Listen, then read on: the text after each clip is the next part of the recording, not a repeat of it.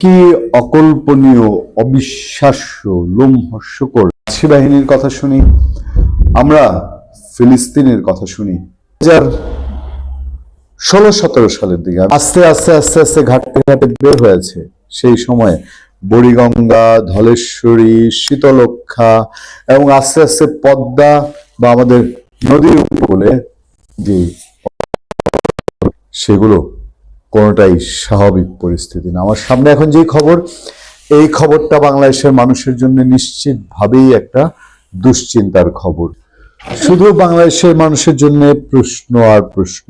খুলনায় এত খুন, নদীতে এত লাশ, নেপথ্যে কি? এত খুনের ঘটনা ঘটলেও গোলাগুলির সময় পুলিশের দেখা পাওয়া যায় না। মানে গুলির শব্দ শুনে মানুষ, পুলিশ তখন যায় না। তারা কাছে থাকলে বরং সরে যায়, পরে লাশ উদ্ধার করতে আসে, বলেন ক্ষুব্ধ এক নগরবাসী। আপনারা কি এগুলো কিসের আলামত? খুলনা যেন খুনাখুনির এক ভীতিকর অঞ্চল হয়ে উঠেছে। নদীতে মিলছে একের পর এক লাশ। সন্ধ্যা নামলেই শহর গ্রাম নির্বিশেষে বাসিন্দাদের মধ্যে আতঙ্ক। একদিকে 4 খুনের ঘটনাও ঘটেছে সাম্প্রতিক সময়। সপ্তাহখানেক আগে দুপুর হতে না হতেই প্রকাশ্যে আদালতের সামনে দুজনকে গুলি করে ও কুপিয়ে সবাই দেখেছেন। এই ঘটনা আবার বেপরোয়া খুনাখুনির আলোচনাকে সামনে এনেছে। গত 30 নভেম্বর দুপুরে এই ঘটনার রাতেও একজনকে হয়েছিল।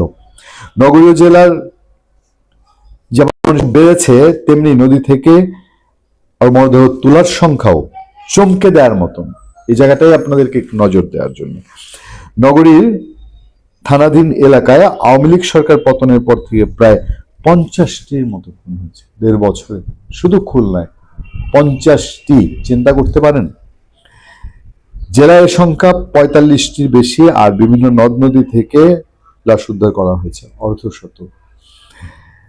খুলনা মহানগর পুলিশের তথ্য বলছে 2024 সালে 5 আগস্টের পর সেপ্টেম্বরের নগরীর খানজাহান আলী থানায় প্রথম হত্যার ঘটনা ঘটে।